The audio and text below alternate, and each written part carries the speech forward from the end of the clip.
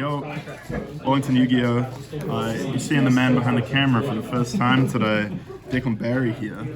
I thought I would show off the Ryzeal Fiendsmith deck that I won the Wellington Cerberus Games OTS Championship with a week before last, and then 9th place just out of top cut at the Palmerston North Regional last week, which was very brutal, but X-2 performance, I wasn't too upset. But yeah, I played the same 70. I'm just gonna have a quick look at that.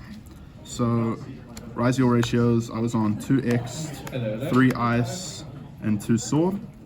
I don't think it makes too much sense to play more than 2 of these ones, just because you're generally going to be summoning from hand with their effects, which means they can kind of mess with the Fiendsmith combos at times if you don't do everything at the right time. But yeah, this is the crown jewel. The one you really want to see is Ice, which will set you up all the way. And then of course the one node for the whatever you're gonna add off the whatchamacallit, duo drive.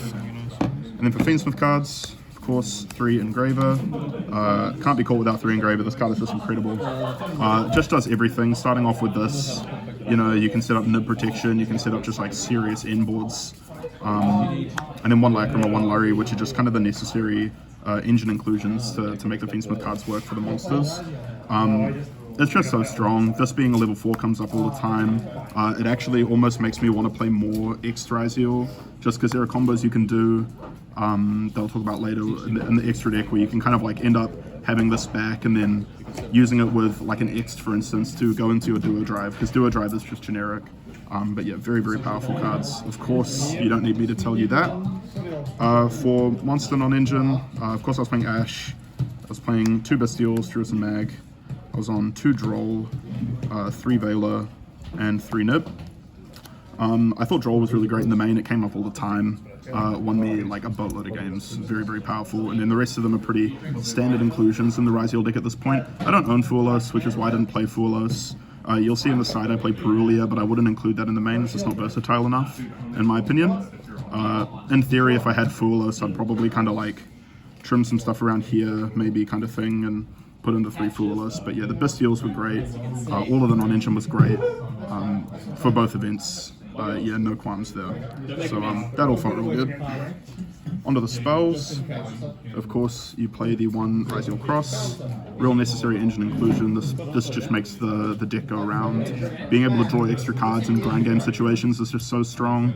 But then, of course, that on-chain negate is just freakish. It's so powerful what you can do with this. I am a really, really big fan of this card. Everybody who plays Ryzeal is. I'd never cut it, but obviously. I played 2 tracked. Some people would play 1. I guess there is an argument to cut it down to 1, but I personally think that being able to have something else to search off engravers on follow-up turns is really great. Drawing it on its own isn't too bad. It can sometimes make your combos a little bit weird not having the engraver in the graveyard initially, but it is just a really powerful card. Being able to like do stuff with your Lurry on like turn 3 once you put it back into the deck for engraver, having the second track is really, really nice in my opinion. 3 Bonfire, of course. It's just 3 more copies of Ice. Occasionally it's an X. It's just, really, really good. 3 Crossout. I played Crossout in the main for this event. For both these events, I should say. And it was incredible. It was really, really good. I watched a deck profile where a guy, I can't remember, was talking about how this card in Ryzeal Fiendsmith almost feels a little bit like an additional extender when you think about it, because it's kind of like if they're going to mess with your Ryzeal cards, your Fiendsmith cards, being able to cross out and make sure that your effect is going to go through is almost the same as just having like another redundant effector hand that you then go on to do anyway. So viewing it that way, being like an extender that doesn't disrupt your extra deck combos like Sword and X do, I thought that it was going to be really nice in the main. Tested it out a bunch, obviously played 2 events with it, it felt really, really great. I love cross out. Obviously it would be a load better if I had Fuelos, even 1 Fuelos, but I don't. Didn't end up mattering because any games that I did get Fuelos at either event, I didn't have Crossout anyway, but in theory, it would be a lot better with Fuelos. I played 1 Talents as well. This rounds out the 40. This is the 40th card, for sure. Could be a called buy. I really like that this is really versatile going first and going second. I think called buy at times can seem really good into matchups like Fiendsmith decks or decks that like play in the graveyard a whole bunch, but then it can sometimes just get stuck in your hand, and I think I would so much rather have the talents to do stuff going second as opposed to like having the call by going second. Maybe it doesn't come up, set it at the end of my turn, use it on something, it doesn't really matter. I don't know. The effects that you get from this card are just too good to pass up in my opinion. Like, it is just a one-off in the main, but I don't know. I really liked it. Every time I drew it in game ones, it felt really strong. Being able to rip your opponent's hand, you know, sometimes you're taking something just to help you go for game. I'd far rather have this than the one call by, which would be the obvious comparison in my head. One Paradise, basically an engine requirement at this point with the Fiendsmith stuff. If you're going for the more conservative line of Wave King Caesar, you pretty much need to have this card just so that there's something for your Lacrima to do on the follow-up. Never drew it, never searched it off Engraver, but in theory the ability to set it and maybe wipe the board could come up. You never really play for that though, so it doesn't really matter too much. Oh, sometimes I would search it if I wanted to like pitch it off an ice for the ice summon effect from hand, just to like have it in my graveyard. I did that a couple of times, but I'm pretty much only doing that when I have everything anyway, and all of those games I was winning whether I had the Paradise Engrave or not. And then 3 Imperm to round it out. Very versatile hand trap, doesn't proc people's talents, so it's generally the first hand trap you're going to use, and yeah, it wins games. Also being able to kind of use it as like a pseudo board breaker and hit stuff on the end field when you go back to your turn, it can be really great. I beat a Baguska with it once, you know, stuff like that comes up. In the extra deck, I feel like this extra deck is basically solved at this point for this deck. There are like 14 basically mandatory inclusions in my opinion, and then a flex spot, but I'll talk about that. Necro Equip, you can't play without this. It's what lets you do all of your Fiendsmith combos essentially. You don't necessarily need it for like your sequence lines, but I find that 9 out of 10 people are going to nib you on Necro Equip Engraver, so even if you're going for a sequence line, it kind of checks nib really nicely to summon out the Necro Equip, summon back the Engraver, and if they don't nib you there, they probably don't have nib. I will say I tend to play more on the conservative side with cards like this when I feel like I have enough in my hand to win anyway, so I'm usually going to make the DDD there because I'd far rather be safe than sorry. But you can do some really cool Desiree lines, and just checking for nib with this just feels really good sometimes. Then of course the one Desiree, yeah, it's just so good. It's just a really, really good card. Being able to just negate stuff non-targeting, you know, I don't need to tell you why Fiendsmith Desiree is a strong card.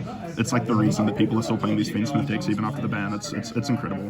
That and the crazy grind game, but you know, this is a really nice inclusion. And then obviously the effect with the trap as well. I don't know, there's a million reasons to include that card. Chaos Angel, another mandatory inclusion in my opinion. I would not be seen without this card. It was incredible. Both of the weekends that I played, being able to just banish back row, like this big unaffected beat stick, generally it's like you're going to survive if you make a light dark Chaos Angel, and all of the follow-up that this deck offers. If you really get stuck, being able to make this with like a Bestial and a Lacrima or a Bestial and a spare Ryzeal body, just incredible. I really, really like this card. For the Ryzeal XYZs, 2 Detonator and 1 Duo. Again, this is like really, really standard at this stage. Detonator, of course, is an incredible card. You're going to want to play the second because sometimes you make it, but then also you'll see in the side deck I'm on Metal Tronus, and a lot of Ryzeal mirrors come down to being able to Metal Tronus like their Detonator or their Dweller, maybe if it's like the Fiendsmith Ryzeal mirror, but yeah, wouldn't be seen with less than 2. And then the 1 Duo, you don't really need a second. You can recycle it with Cross, you can make it on follow-up turns with an X and Eclipse Twins. You don't generally need more than 1, in Fiendsmith Ryzeal at least. Dweller is, in my opinion, another mandatory inclusion in this format. Just too many decks that are doing crazy stuff with the graveyard, and being able to just floodgate them out. This card just wins games on its own. 2 Eclipse Twins. In my opinion, this is the flex spot. You can kind of play a number of different cards here. I chose the second Twins. I really like the kind of installation of being able to make the Detonator with the Twins under it on the first turn, and then still have a second one to either make if you need to maybe clear some stuff, go for game, or send off an X to summon back like a Duo or a Dweller or something. I think it's really, really great to play too, but you will frequently see the spot being, you know, maybe an Exciton or a second Fiendsmith Requiem, but I've been really liking the second Twins. And then of course DDD, that's part of your Fiendsmith stuff. You know, you need to play it. Again, these are mandatory in my opinion. Aggregator, so strong going second. Being able to just negate anything with it, with your X is really, really strong. Force interaction, or even just like straight up negate the DDD, for instance. It's a really, really powerful card. Then for the links, of course, we're on Fiendsmith Requiem, Fiendsmith Sequence, Moon to bridge your Ryzeal, your Ice Ryzeal into the Fiendsmith cards, and Ekmande. This card is incredible. Some people cut it, some people don't play it. I think it's so strong. Being able to make game pushes with Desiree, but then also the ability to summon back Lacrima and make Ryzeal plays with it is so incredible. This card alone makes X'd work in a lot of hands. If you draw like X'd Engraver, this is the thing that's going to really bridge the gap there. Moon is just my light fiend of choice. I guess in theory you could play Exiton in the slot, but I never would when I have like Bestials and Nib and other stuff that I'm going to want to link off. And in sequence, of course, you need it to, you know, make your Desiree Requiem. You need it to access your Fiendsmith cards, you know. So, like I said, basically in my head that is 14 mandatory inclusions in a flex spot. Anyway, sideboard, 3 Lancia. I didn't play against any Malice, but I wouldn't register a sideboard that didn't have 3 of this card in it this format. Just such an incredible silver bullet. 3 Perulia. This card was also really strong. I think in theory I'd like this deck to be full of Molchamis, but that's just not what my financial situation is allowing for at the moment. But this card was really strong. I sided in against like almost everything just because there are so many decks that you're going to want to see it against, and at its worst, if you do see it in your opener, it's trading like it's just a 37 card deck kind of thing, just because they're usually going to normal summon. Obviously not every single matchup, but there are a bunch that I find it really strong in. Call by, I sided this in almost every single time I was going first, and it's called by, you know, this card is really strong, really sacky. You know, it could be in the main. I didn't find the room for it, but yeah. Did you ever consider putting it in for a 41st card? Nah, I didn't. I really like 40. I think you want to see Ice Engraver as much as possible. So having your Bonfire, your Engraver, and your Ice, you know, I just think that being at 40 is super, almost necessary with this deck. You know, you could play 41 or 42, but I wouldn't. There aren't enough bricks, in my opinion, like hard bricks, to justify going above 40. Usually, if your deck has like 4 or 5 bricks, that's when I'd start thinking about going above. But your only real bricks, right, are like Lurry, the Trap, like, and none of them are particularly hard bricks. Cross isn't the worst card to draw. Node isn't that bad to draw. Lacrima. So none of them are like true garnets. So I don't think I would. I don't feel the need to go above 40, but I think, like I was saying when I was talking about talents though, I'd almost put in the second talents before I put in one call by, but I guess in future renditions it could be something I'd consider. Anyway, like I was saying earlier, the 3 Metaltronus, this card is just nuts. Like, it checks Dwellers, it checks Detonators, it checks Desirees, it checks DDDs, it checks everything. Like, there were so many random things that would come up as well. I'm pretty sure I negated like a invoked Mechaba by summoning an Eclipse Twins. Like, it's just ridiculous. This card is so strong, and I don't like maining it. I guess it could be mainable, especially in New Zealand, where like there's no guarantee that you're going to be seeing a bunch of meta at these events. I wouldn't do that, but in theory, it's just, this card is just, it just does everything. It's really good. Although you can ash it, but nobody ever ashed it. 2 more talents. This is the sideboard card that I'm like the least happy with. It kind of just doesn't make any sense.